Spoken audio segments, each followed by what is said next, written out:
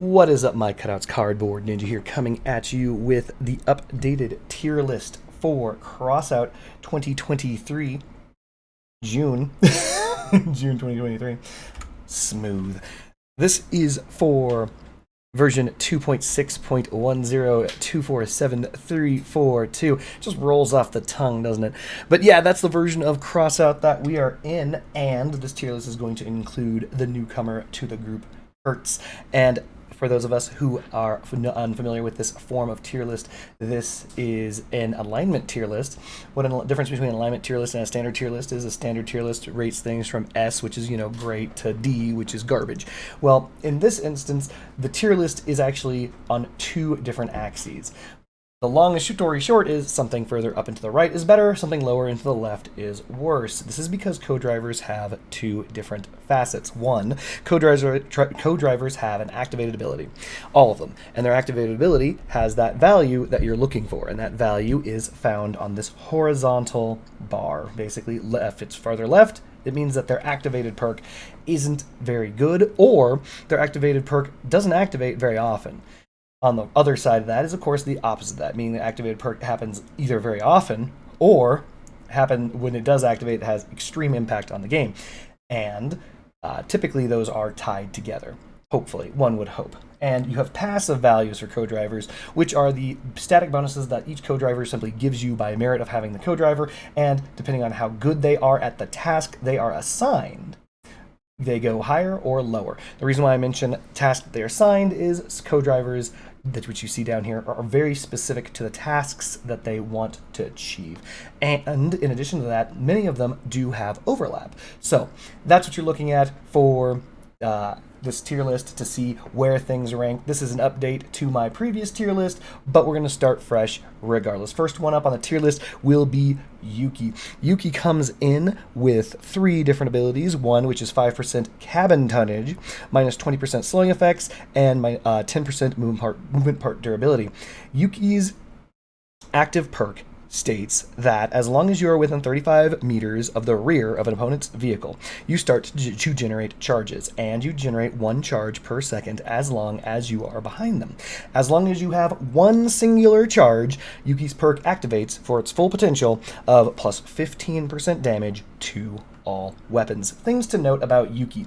When I first thought her 5% tonnage perk came out, I assumed that it was just pure tonnage. It is not. It is 5% cabin tonnage only, meaning that when you're using Yuki, you can get more tonnage on your vehicle. This is active tonnage, things granted by wheels and engines. It's a couple engines, not all engines. But this is only 5% of what's on your cabin. If you're using a light cabin, if you're using a medium cabin, this is not a very big number. It's actually not as good as I thought it was. It is good, but it's not that good. 10% more movement part durability. It does have synergy with a couple of things, such as the Colossus engine, so you can get a 30% movement part durability, and there are other ways to add durability now to movement parts going out there. So you can make some interesting builds there. Not necessarily that important, but keeping your build with wheels and movement parts is a good thing. The minus 20% slowing effects is not that dang good, to be honest. Ultimately, it's not enough to stop the slowing effects in the game from stopping you dead anyway, unless you're already at the very edge of the effect. So if you're at the edge of the effect of a spark or a flash and you're driving away from them and it clips your vehicle, well, 20% off of what one stack would give you might be enough for you to keep you out of the range of additional stacks, which is good. But other than that, don't really count on that to keep you moving if you're in the middle of, let's say, a Jiboku minefield, or if you're being hit by a spark or a flash directly at point blank range by a fire dog. It's going to be the least of your concerns. So that perk, not that good. Overall, though, Yuki is phenomenal. The reason why this is going to change from my previous tier list is because the amount of time that you have to spend behind an opponent with Yuki before activating was cut in half. Originally, you had to stay behind someone for 2 seconds, which was getting 2 charges. The rest of the perk stays the same, where you have up to 8 charges, meaning you can have the perk up to 8 seconds without being behind someone. But ultimately, you can get this immediately. You get 1 stack instantaneously upon just traveling past someone. The perk activates just right on the button, and it gives you, unfortunately, one of the lowest damage bonuses in the game from a co-driver at 15%. The reason why that is unfortunate is because or not unfortunate, the reason why it's so low is because of how easily it's activated. The harder a perk's damage bonus is to activate, the more of that damage bonus that you're going to get typically. And Yuki's is more or less bottom of the barrel. 15% is not that great of a percentage. And in addition to that, you have to expose yourself to a significant amount of counterfire. However, this isn't a tier list based on builds or based on strategies. This is built based on how good this co-driver is for amplifying the playstyle that you've chosen.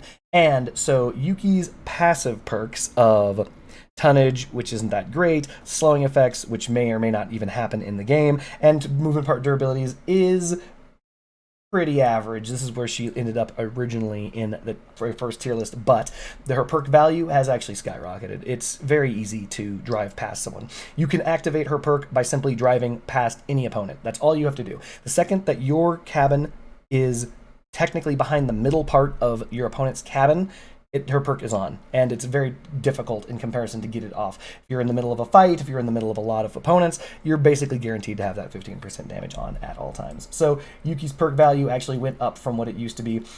Even though the playstyle involves you being close, clearly you're going to use Cloak to get in, you're going to be close. If you're gonna, her perk also will activate if you're using lances from behind, because if you're about to strike them, her perk will activate and give you that 15% bonus damage right off the bat.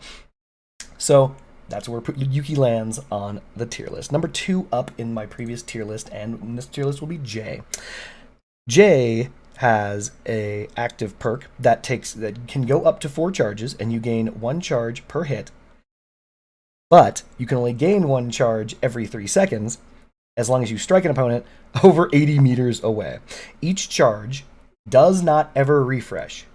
It lasts for 15 seconds. So you hit someone, you have a 15-second timer on that charge, and in 15 seconds that charge goes away, regardless of whether or not you hit the same person or another person again, even with those stipulations prior. The idea being that you are constantly losing charges with Jay, and that assumes you're landing every shot. If you miss at any point in time, it will deactivate the perk immediately, dumping all charges. One of the other interesting things is if you hit an opponent, but that opponent does not meet that 80 meters plus stipulation for her perk, you will still gain the bonus damage of however many stacks you have on that shot, but that will also dump her perk immediately. Next is her her static passives, which is 5% projectile velocity, which will help you sniping. Minus 10% spread, not weapon spread and movement, not spread growth, but just minus 10% spread. This is the equivalent of the Torero.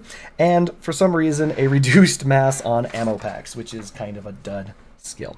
So, where does Jay excel? Jay is a sniper, as evidenced by her picture where she is sitting there with her rifle. She's meant to buff cannons, she is meant to buff scorpions, she's meant clearly to buff anything that can actually hit an opponent at 80 meters or longer away. You can use her with machine guns, but any missed bullet will immediately cause her perk to drop. So keep that in mind. Additionally, you have to maintain people at 80 meters or above in order to get her bonuses.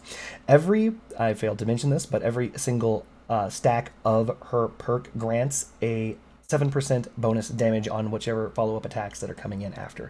So this stacks up to the highest damage bonus granted by a co-driver of 28%, provided you're able to get to 4 stacks, which of course is dang near impossible. What I said in my previous tier list, and I'll say again now, is Jay is a feast or famine co-driver. If you are the absolute best sniper in the world and you don't miss your shots, Jay is for you. If you genuinely don't miss, Jay is for you. You just get basically 28% more damage. Get ready to rip right through them. But if you are mortal like myself, the problem is this. If you land your first shot, you don't get any bonus damage because the first shot is the shot that either triggers her perk to give you a stack or not.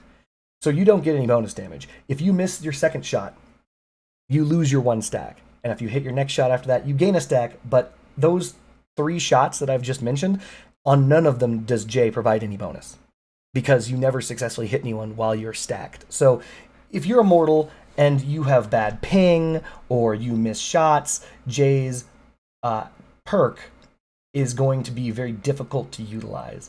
If you are a Crossout god and you haven't missed a shot since, I don't know, Unreal Tournament 2K3, then Jay is the best co-driver in the game.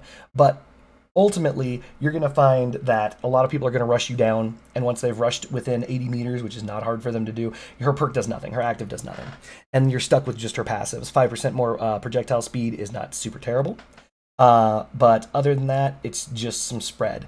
So, with that said, her passive values are not bad, with the exception of the ammunition crate weight, which is effectively not a perk at all. Minus 10% spread, that's pretty good. That's just in general. Minus 10% spread is pretty golden. Remember, spread in this game is everything, which means that it's the maximum distance that your projectiles will land from each other if you're using a shotgun. If you are using an Arbiter or an Aurora, it determines how much bloom your weapon has, etc. So minus 10% spread is huge. And the fact that it is always active means that if your build is in movement, say you're on a hover, you get basically the equivalent of another co-driver's perk on this list. Minus 10% spread, very good, very useful, good stuff. Plus 5% projectile velocity will help you land shots over farther distances, but projectile velocity isn't that necessarily good, but there's something you need to learn about projectile velocity in general. Every projectile has a TTL, which is known as a time to live, and that means that if a projectile reaches that time to live, it despawns.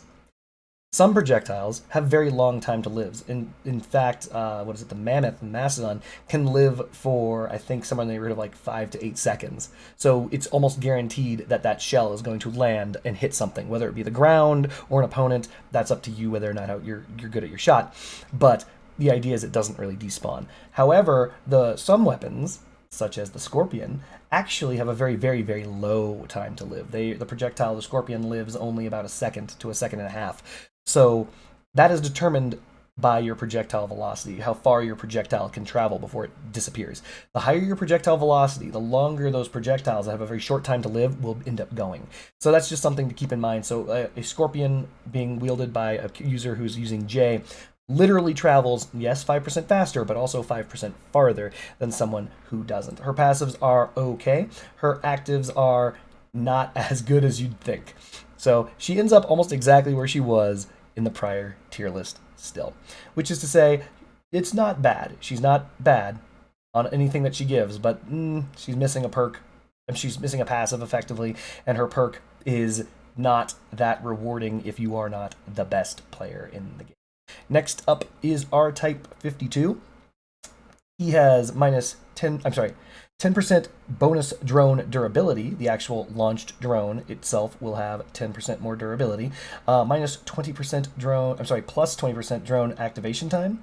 If I recall correctly, that means that it will last 20% longer and be out on the field just longer. And then minus 10% drone delay before attacking. So your drones will activate more quickly when launched. R-Type 52 has a perk that has 12 charges. You will get 3 charges a second as long as you are near any wheeled drone. You will get 4 charges a second if you are near any turret, which means that you either have to wait 4 seconds or 3 seconds to get his perk to be active. During his perk activation time, it will drain 1 charge per second, so it lasts around 12 seconds. All drones and turrets within 35 meters of your build gain plus 20% damage. However, there is some interesting things here. R-Type 52, his active perk will not charge if you are near any flying drone at all. If your build is using only flying drones, R-Type 52's active perk never even charges. It doesn't work. It just does not activate. You absolutely need 100% a turret or a wheel drone to get his active to work at all. It does nothing otherwise. However, once active, if you did bring a turret or whatever to charge it, you can, those drones, and let's say flying drones like Annihilators, etc., will be affected.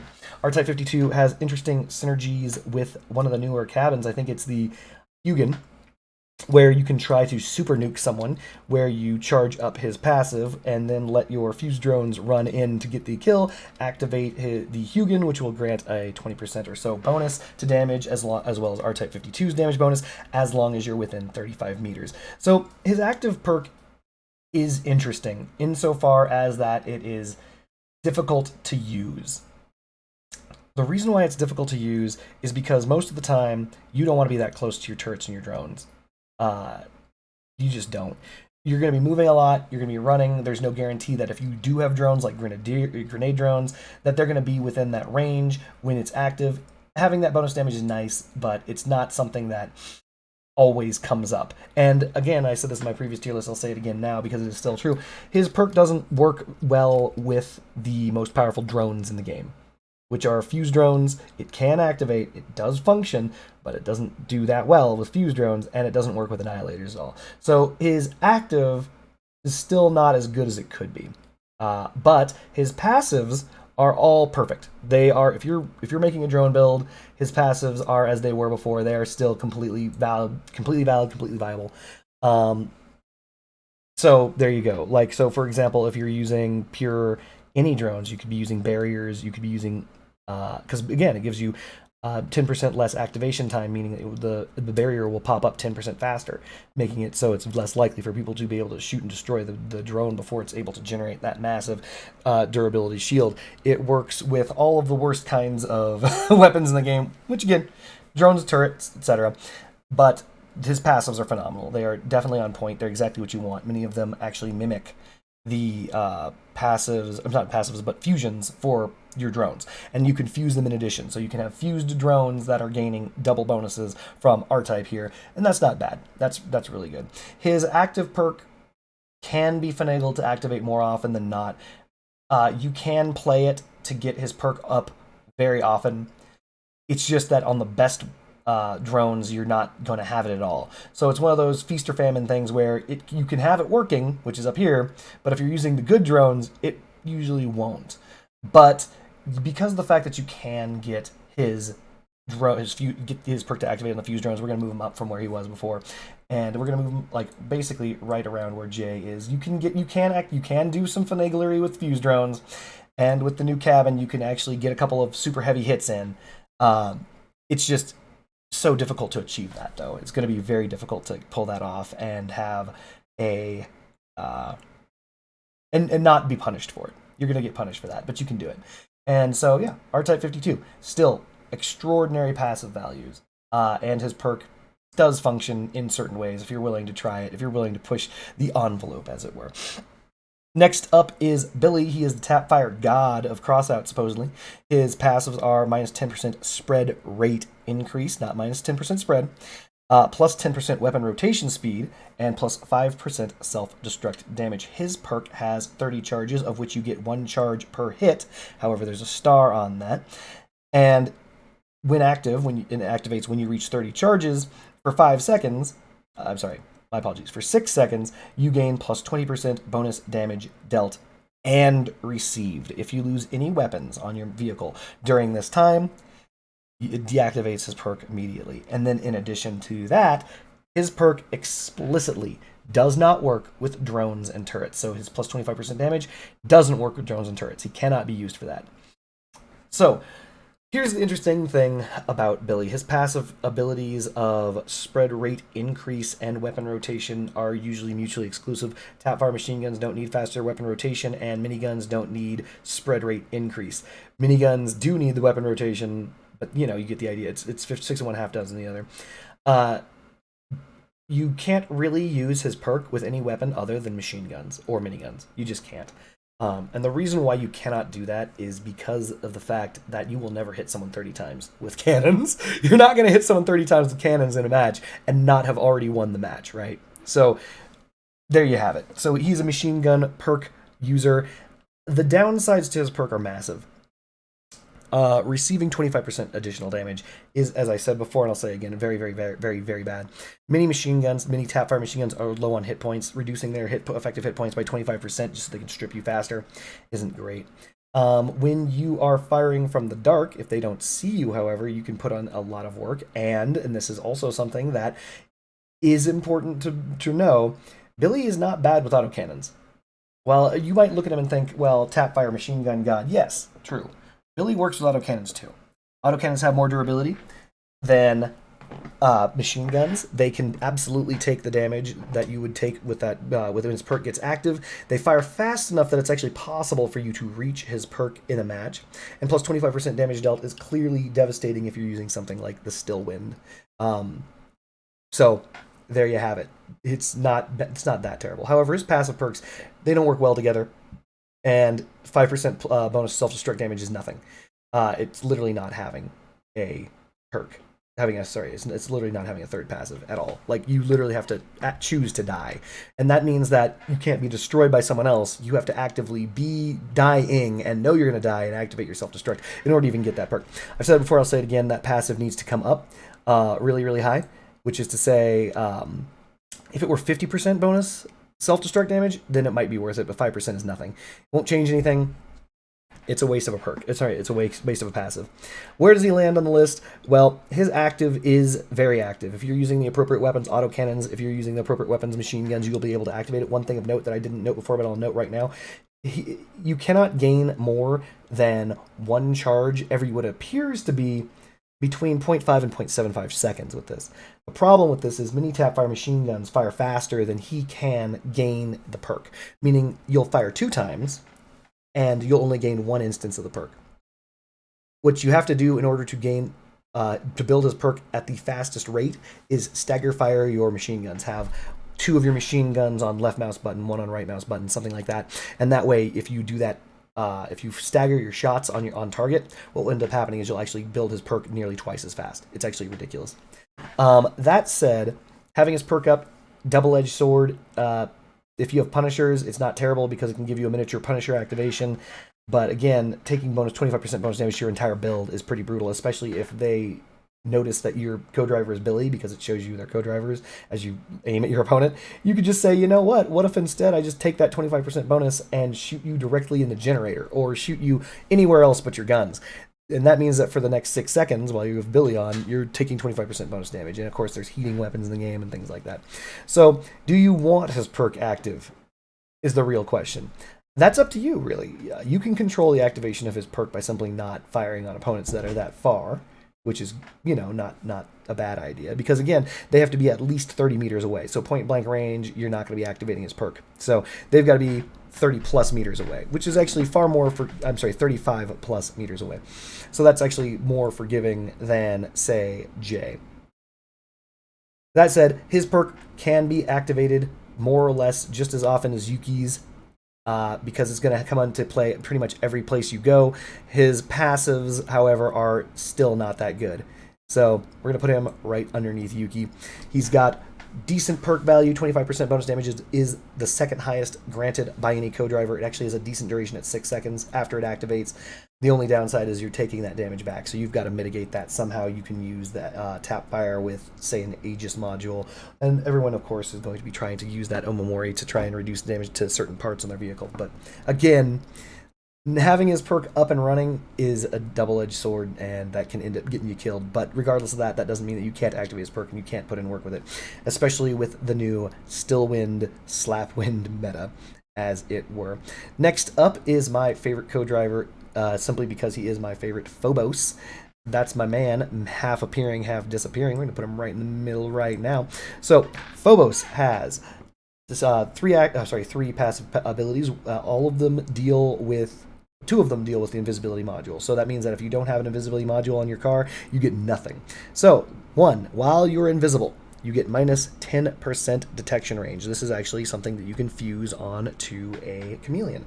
So Chameleon or Chameleon Mark II might have a detection range decrease. Well, you can get that with Phobos. This is important because they've changed some of the mechanics maybe over a year and a half ago, making it so the faster you move, the more visible you are, etc.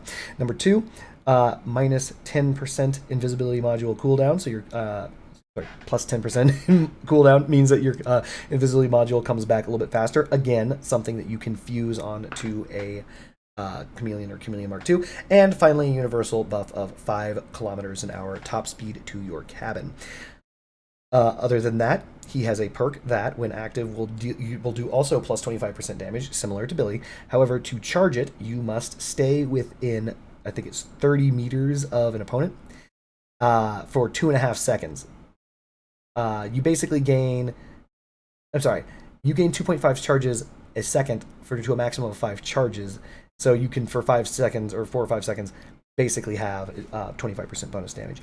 However, the problem is if you take any damage of any kind, let's assume that you're driving close to your opponent trying to stack that perk and they slam on the brakes and you bump into them, if you take any damage of any kind, it deactivates charging of the perk. If the perk is already active, you will still gain your bonus damage. It doesn't remove the active perk, it just means that you can't charge up to gain the perk again within 4 seconds. So every time someone touches you, for 4 seconds, Phobos cannot gain charges to gain his perk. That's all. So, what are the unique little foibles about Phobos? The 5 kilometers an hour is not percentile. It is 5 kilometers an hour faster top speed. This means that it affects disproportionately affects heavy cabins. If you're in a heavier cabin, Phobos gives you a larger percentage of your speed than if you're in a light cabin. That said, something that I had to test and didn't know this until I did, Phobos' top speed, which does affect your cabin top speed, also affects your acceleration. I did not know that. I thought it didn't. It does. In fact, that 5 kilometers an hour will improve the speed at which you accelerate in addition to your top speed. This is very useful, especially when combined with engines or Sabbath wheels in order to get the speeds that you may need to rush someone down if you are attempting to not use boosters. Very, very interesting stuff. His passives are very interesting because his passives allow you to, as long as you have an invisibility module, again, like everyone here has the thing that they're supposed to be good at, Phobos is being invisible. As long as you have an invisibility module, he helps you out a little bit at getting in there, but ultimately, you could have your invisibility module shot off, and it doesn't work with the Beholder cabin. So his perks will put him right about here on passive. His active ability is very difficult. He has a similar active ability, more similar active ability to Yuki than anyone else on this list. Yuki's perk will activate instantaneously as long as you've passed your opponent. Whereas Phobos doesn't activate instantaneously. You have to spend at least 2 seconds behind your opponent, or at least 2 seconds within 30 meters of your opponent, to get his perk working. And the reason why I say behind is because you don't want to be on their camera, because if they know you're there, they'll simply shoot you, knock you out of invisibility, and stop you from activating your perk. You get 10% more damage than Yuki if you can pull that trick off, but it is a trick to pull off. And if they know you're coming, because this game has radars known as Dopplers, it's going to be very difficult to pull off that perk. Getting his perk to run once a game would be lucky. It would be. Unfortunately, having Phobos' perk active is something that doesn't happen as often as you'd like. It's difficult to pull off. When it is up, it's nice, but usually you only get it like once a match, if you get it once a match. So unfortunately, we're going to have to reduce him on the passive value, landing him very similarly to where he was on the previous co-driver tier list. Next up, we have Atitlan. So Atitlan's passives are 5% greater fire petal radius, plus 15% ammunition and booster capacity. Boosters not include, they are rockets. So if you have your Hermes, things like that, that's what a booster is, and it's giving you more booster capacity. 10% faster rocket launcher rate is her third passive. So what that means is that if you fire something like a cricket, between each missile there is a pause. This reduces that pause by 10%. So it actually is slightly faster DPS with rockets. Her active ability has 4 charges. You will gain charges in one of 2 ways. Either you hit an opponent with rockets, and rockets only, with more than 1 rocket in a volley, which will give you 1 charge, meaning you have to hit them 4 successful times to activate her perk, because she has 4 charges, or simply hit 2 opponents at the same time using any blast weapons at all. What that means is if there's an opponent out there, and you hit them with a blast weapon at the same time you hit someone else with a blast weapon, you instantaneously charge her perk. 4 charges right away. This can include weapons such as the Retcher, this can include weapons such as the Heather, and so on. Whereas her other perk does not include all blast weapons. It is only rockets. So, when activated, Atitlan's perk will increase your damage by 10% and your blast radius by 33%, and it will last for about 4 seconds afterwards. Atitlan is an interesting beast because her passives are interesting. She's the only was the only co-driver on the tier list to have something that was weapon specific. Everyone else was using universal terms, whereas hers now says fire petals specifically. Please note, she does not grant bonuses to other fire weapons. So, for example, if you're looking at incinerators, if you're looking at remedies, incinerators are exactly what you want. If you're looking at remedies, if you're looking at Dracos, if you're looking at firebugs, her perk does nothing. Like, that doesn't. In fact, not only does it do nothing, it doesn't even activate. You can't even activate her perk with that. So Atitlan, even though she's the fire queen, doesn't work with any fire weapons except for incinerators and incinerators alone, in which she only gets 5% puddle radius. The only weapon that truly works with both of her perks, her passives and her perks, is the Mandrake, which will increase the shot damage, blast radius, and fire puddle radius. But, it's pretty rough. It's pretty rough. Ammo booster capacity, 15% is nice to have, but isn't necessary, especially when you've seen fused ammo crates and how much ammunition those give. 10% rocket launcher rate is nice, but that affects only rocket launchers specifically. So she's a mess. Her passives are, in general, a mess because it's just a mess. It's just a mess. Rocket launcher rate is nice because it does mean that you're firing your rockets faster. So it's like I think the math comes out to like a 2.3% damage increase for rockets only, but who cares? To be honest, that's not that good. I mean, it's good in so far as it can get you back behind cover, especially if you're using things where you're popping out and popping back into cover. Not so much with the cricket, but though the cricket does, of course, receive bonuses. The 10% damage is the lowest damage bonus on this list. J gives second lowest. Technically, one stack J gives 7%. So this is the second lowest possible, but hers doesn't get any better. It's 10% only. Yuki's is 15, Billy's is 25, Phobos is 25. It's not good. Getting her perk up and running can be a bear. It can be a bear, though you can get it to work. So if you're using retchers and you're smart, and you time it just right, you can throw retchers far opponents and just start firing it near opponents. You don't have to be too fancy with it. Just fire it near opponents until maybe you might time because again it says simultaneously. It doesn't mean it. You might like land within that time window. It's actually about 1.5 seconds. If you hit someone and hit another person within 1.5 seconds, you basically charge your perk instantly. So you can get her perk running, but the results are poor. 30% bonus blast radius is good. But the weapons that you would use to try and get to that, it's pretty rough.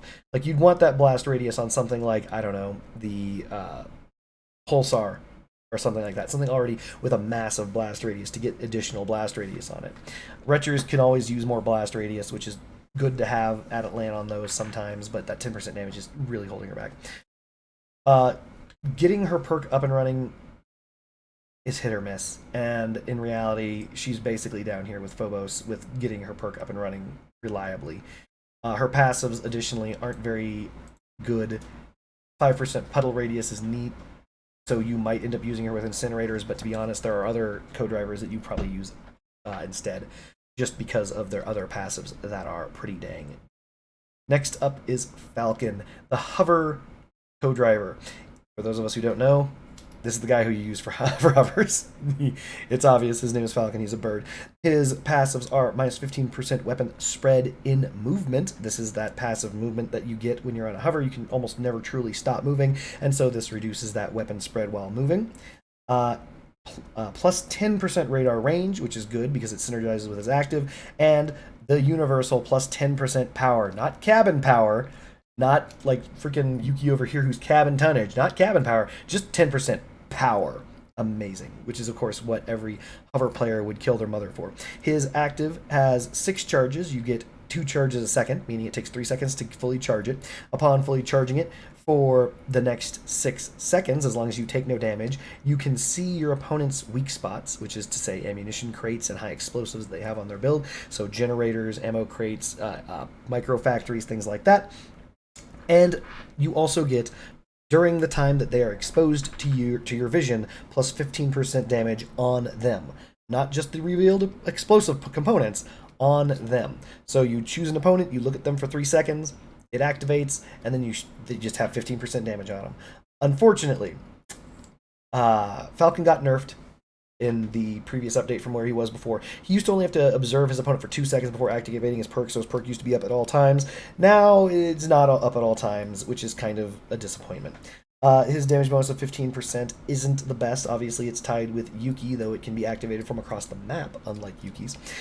Increased radar range basically guarantees that he's going to be able to have his perk active when in a sniping role. He is a direct competitor to Jay. Jay, you would require 2 direct hits for her to finally be equivalent of Falcon, as 2 direct hits will give her a 14% damage bonus on her next shot, whereas Falcon, as long as you looked at them for 3 seconds, you'll have that 15% damage bonus from the first shot. His passives are really, really, really good. For if you're looking for power, which almost every player is, 10% more of it for free is hard to turn away. The additional radar range, as I said before, stacks with his own perk, and the minus 15% weapon spread movement is just exactly what you're after. This technically is better than Jay's 10% better weapon spread in general, only because of the fact that he's for hovers, right? The overall idea is you're going to be on a hover anyway, you're always going to be moving, and if you're doing that with Jay, assuming that you're using the same build, you just actually have 5% more spread while using Jay. It's kind of rough. So he is basically just a better Jay when it comes to passives, straight up. His passives, very, very good.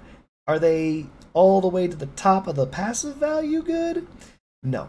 Radar range is okay. Well, actually, no, we're going to go back all the way to yes, because there does exist the Doppler, and if you're using the Doppler, that means that you're going to be able to see people through walls at all times 10% further. So, assuming you have all the correct gear, yeah, Falcon's passives are up there with R-types. They are all great. They all work. It's exactly what you want. It's like Visa, it's everywhere you want to be. His active perk has value like it used to, but not as much. He used to be like over here somewhere, but that additional second hurts him bad. I'd say that he's probably right around there now. He's above Yuki, he's above Billy in that you can get his perk up and running. His passes are still great, but even though you can get his perk up and running, the problems abound because, you know, they can slap it off of you. So there are times where if you're receiving fire, even from across the map, if you're just taking machine gun fire, you can actually lose your perk. So actually, no, I would probably bring it back down to the Yuki levels now that I think about it. Yeah, there you go. Yeah, unfortunately, Falcon took a big hit in that balance update when they decided to nerf him. It's pretty bad. But regardless of that, he's still pretty good. He's still good. Worse than he was before.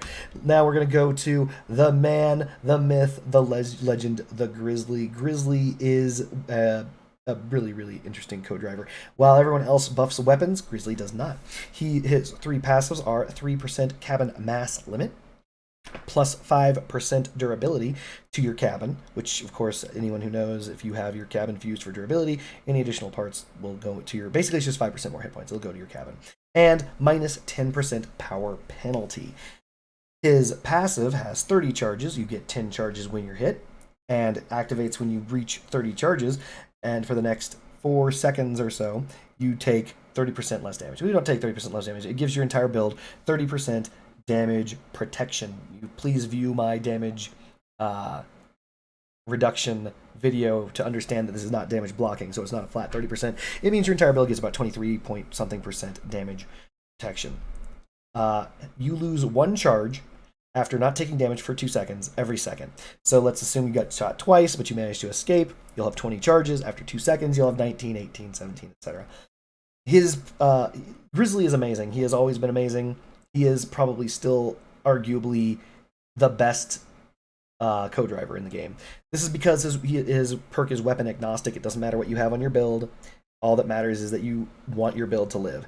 Additionally, interesting story, I've been doing testing with penetration mechanics in Crossout, and ever since they introduced penetration mechanics, which is not truly penetration mechanics, it's damage rollover mechanics, interestingly enough, parts that have damage reduction on them, every time damage passes to another part within the vehicle, damage reduction applies again.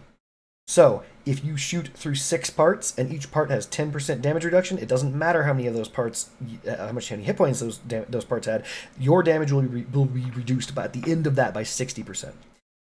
That means, and this is true, with Grizzly, this is similar. And now that now that weapons can penetrate effectively up to 10 pins if they're hit scan, or indefinitely if they're not, this is actually far more valuable. Because every weapon in the game, every ballistic weapon in the game, one with a projectile, was given something that was a penetration value. And once it reaches that penetration value, the projectile simply disappears. It ceases to exist in the part or parts that used up all of the penetration.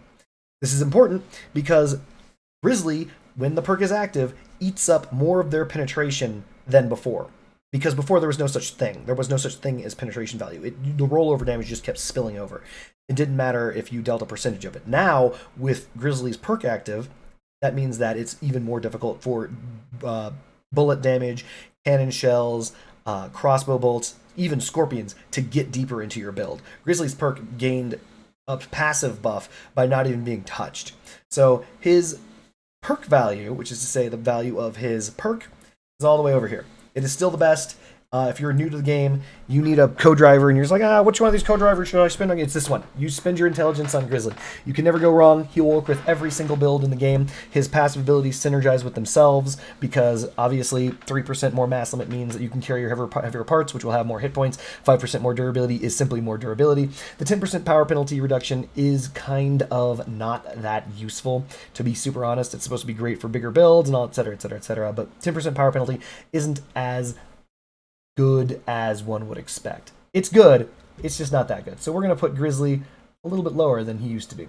Because again, his passives do synergize very well with each other, and you will have access to all of them at all times. You will have better movement with Grizzly than without Grizzly.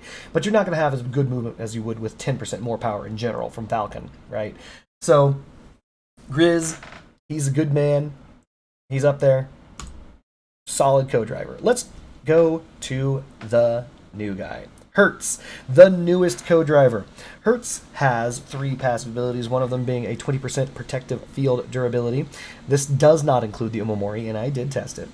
He has a second passive that says that energy weapons heat you at reduced by 40%. And I'll get to that later. And he has a minus 20% speed and distance traveled perk for all perks on all weapons and equipment that trigger off of speed or distance traveled.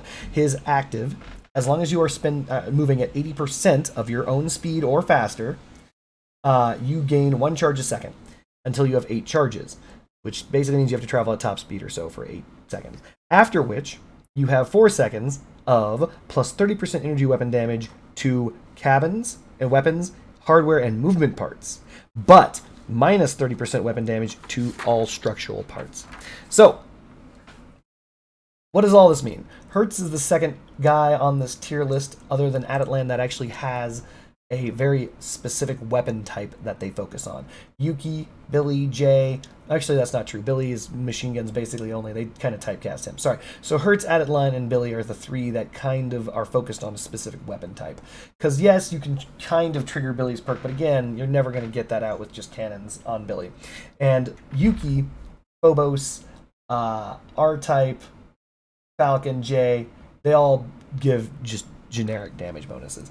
Though technically I'm wrong again. I'm sorry. It's these 4: R-type, Atitlan, Billy, Hertz. These because R-type's damage type is only going to come from drones. Though it's universal. It could be blast. It could be bullet, etc. Anyway, the point is that Hertz is your energy weapon, a guru. Hertz's passive, 20% protective field durability, does work with all protective fields. It does work with the barrier.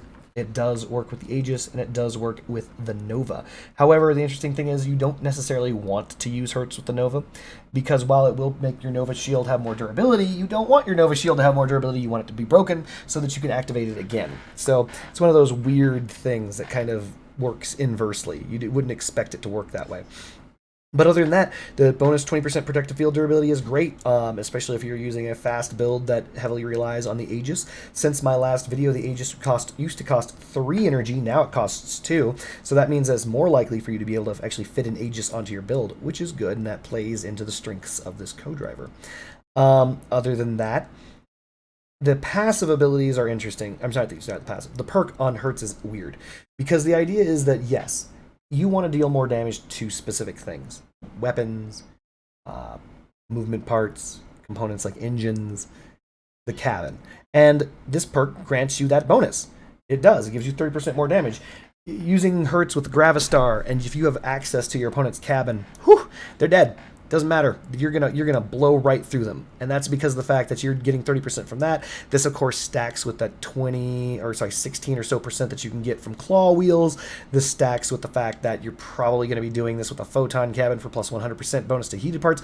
Energy weapons are a menace, and this man is Dennis. He is Dennis the Menace for energy weapons. It really can wreck through people. However, appropriately built builds, ones that are heavy on structure parts, Hertz this actually makes it struggles. You struggle because if you're trying to kill certain opponents, and those opponents have, let's just say, a lot of structural parts, so people, droners who don't have exposed weapons or even exposed cabins, and they're just driving around, you just do 30% less damage. That's ridiculous. So it's one of those funny things similar to Billy, where yeah, his perk will be there. But also the other thing is getting, not only will his perk be there, but do you want it there? You don't know if you want his perk there, and you can't really make the decision when you're at the point when you're shooting, right? So that's kind of rough. Will you be able to get his perk is the other question. 80% movement speed, moving 80% of your top speed is actually kind of difficult to do, especially in combat. So you're almost guaranteed to, that's not true. You are guaranteed effectively to have your perk before the first fight that you engage in. After that, it's hit or miss depending on whether or not you're able to maintain top speed, whether or not you lose movement parts, etc. But yeah, no, you will be able to get his perk active more or less whenever you want. It's more active than Falcon's, it's more active than Billy's, it's more active than Yuki's by a little bit. But the idea is, do you want it active? That's hit or miss depending on what your target is. Honestly, you're probably still going to fire willy-nilly style into your opponent, but there you go.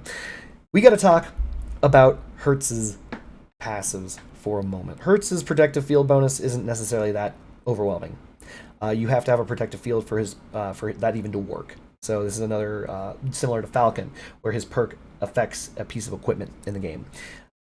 And the piece of equipment that it affects for him is actually very expensive, so that's pretty rough. But 20% more durability on your Aegis is good because that kind of undoes, it doesn't completely, kind of undoes the nerf to the Aegis that reduced its durability by 20%. So you'd think, oh, 20%, that evens out. No, that's not how that works. Assume that the Aegis had 1,000 durability shield, lost 20% down to 800. You get 20% more of 800, which is 80, which is times 2, or 160, which brings up to 960, not 1,000. So you're actually... You still are at a negative, but we can't undo the nerf to the Aegis. So this still does help you with more protection against that, but it's not that good. Other than that, the minus 40% heating rate to you from opponents is nothing. If you get hit by a trombone, this will do nothing. If you get hit by an incinerator, this will do nothing. Literally nothing. Literally nothing. This affects only weapons that heat over time. So this will affect the Aurora, this will affect the Destructor, it will affect the Trigger.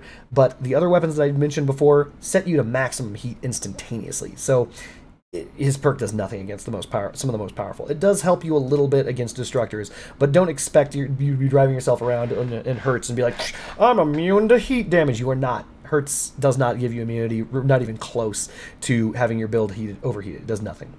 However, his passive of minus 20% speed and distance traveled is so effing good. It is so good. It is so good. So, what does this synergize with? This synergizes with the Cheetah. This synergizes the Cheetah, which, of course, as you know, refreshes after distance traveled. This synergizes with every single cabin in the game that has distance traveled. So this means the Blight, which is hilarious because that means that it's going to outperform Atitlan if you're using Blight Fire and you want your Blight Fire faster, use Hertz. Hertz will give you your Blight Fire faster. This synergizes with Lances because, again, distance traveled or speed. This synergizes perfectly with the Oppressor engine, which is based off of speed. This synergizes with shotguns such as not the junk bow, but the one after the junk bow. There are two right after the junk bow. Oh my goodness. I'm terrible at knowing this, but I should know this, but I don't. Yes, that's right. I'm Googling it, chat. Oh, I'm going to have to Google it. Let me check. It's this important. Otherwise, I wouldn't do this if it weren't this important. It's like the Fafnir. Dang Dang me. Why am I not remembering this? It synergizes with the Fafnir, though, I think. It synergizes with the... Yeah, that's right. I am not even going to edit this out either. I don't even care. I don't even care. The Nidhogg. Thank you, me. Whatever. It synergizes with both Nidhogg and Fafnir, as it one will have more accuracy and the other one will have more faster reload. It synergizes with so much in this game. And of course it synergizes off the modules themselves that are affected by that. If you're here's the thing, R-Type 52 is a great droner, right? Well, the number of drones that you poop out is based off of your cheetah engine that you bring. Guess who gets you drones faster? Things like that. He competes on so many different levels against so many different opponents only because of the fact that he's got the equivalent of 50% of Bigfoot tires and 50% of buggy wheels at the exact same time. He literally has both perks simultaneously, and by the way, this is another kicker, they stack. So if you want to make a build that is pure buggy wheels, you can get minus 60% speed requirements on your build. By the way, that's another thing. The RN Seals works with that too. So minus 60% of 80 kilometers an hour is somewhere in the neighborhood of 40 plus kilometers an hour. You barely have to be moving and you get your full bonus on your RN Seals if you're using buggy wheels and Hertz. By the way, funny story, buggy wheels affect Hertz's perk. His perk that generates 30% bonus damage is actually affected by buggy wheels, because the distance that you travel, or is it buggy wheels or is it I can't remember. I'm sorry. It's affected by either buggy wheels or by Bigfoots, but it is affected. You can literally get his perk faster. You literally have wheels that make you get his perk even faster, and his perk, as I stated, stacks with those wheels. You can use a hybrid of buggy wheels and Bigfoots and Hertz and get the full benefit of buggy wheels, because buggy wheels is 40%, and most of the benefit of Bigfoots, which is 50%, halved because it goes to 25% because you have if you're splitting the wheels in half, and then plus 20. So you're getting 45% of the I'm sorry, 45%.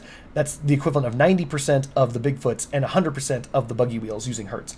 Hertz is busted. You can use that with all of the things that you are thinking of that either go with movement speed or distance traveled. Hertz actually works with it. And that is not because of his active perk, but because of his passive. That passive perk is absolutely busted tier. Now, in order to demonstrate how busted tier he is, I'm going to be moving everyone here down. That's I'm not even joking. His passive value is that high. Like, his passives are just so good. And it's not due to anything other than that one perk, which is busted. It's just that one passive, which is just crazy busted. Seriously, give it a try. If you have access to Hertz and you have access to, well, let's just say either the buggy wheels or the Bigfoots, try them out. Just swap them in, swap them out. Just see how freaking busted that is. See how often you can get an Aegis up. See how often you can get, I don't know, see how fast you can get to your top speed. Or watch this. Watch the Oppressor. Do you want your weapons to always move at bonus 80% speed faster? Use Hertz. Just always up. Just everything that's based off of speed, always on at maximum speed at all times. So if you're using a build that heavily uses your distance traveled, which includes but is not limited to the favorite cabin, I already mentioned the Blight earlier, the cockpit, which activates only at a certain speed, which I believe is 80 kilometers an hour, 70 kilometers an hour faster. Yeah, no, fuck that. Why don't we just drag it all the way down? Just drag that until, just to simply be on at all times. That's how powerful Hertz's passives are. His passives literally shit on Falcons, they literally shit on R-types, and they used to be the #1 passives in the game. No, his passives are that good. They are phenomenal. His active hit or miss, literally, because you can either be hitting for 30% more or 30% less, but his passives are there. They're absolutely there. He actually takes the crown of best passives. Is he the best in the game? These guys are actually, that's actually what my goal was to do something like this. This is the example of who's the best co-driver in the game. That would be the person who would fit into this square. Neither of them really fit into that square right now. right? Hertz doesn't fit in that square because his perk doesn't hold a candle to Grizzly's perk, and Grizzly doesn't hold a candle to Hertz's passives. So there you have it. That is the tier list as of today, 6/25/2023. Your 2023 co-driver tier list. I hope you enjoyed it. I hope you learned something. I hope that I was able to elucidate you guys in where everything could be, should be, as it is. Agree, disagree, comments below, like, subscribe, all that good stuff. I've taken up an hour of your time, so I'm going to give you your time back starting now. Peace.